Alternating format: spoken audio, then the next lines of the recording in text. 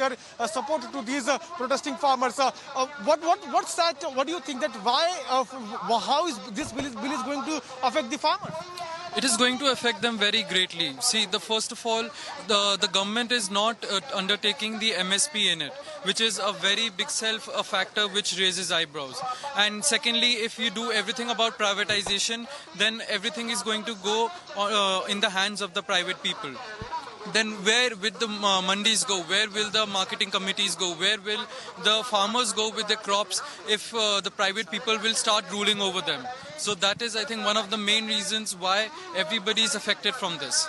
So, Isha, people from different sectors are also coming here and they are extending their support to this protest which is now taking place. Once again, I would just take one more question from this man who has come here, because he, along with his few volunteers, I've seen him distributing foods, and we are also seeing people coming from different parts of Delhi coming here distributing foods and other materials to these protesting farmers who are protesting here. For how long this protest will continue, and for how long you will be supporting these farmers?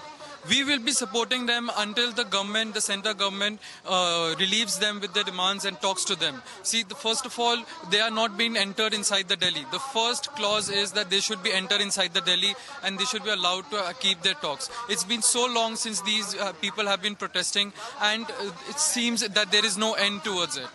So that's the point which which they are also raising, that the farmers continue to protest and they will also come here to continue their support to the farmers who are protesting. And we are showing you the live pictures of this protest.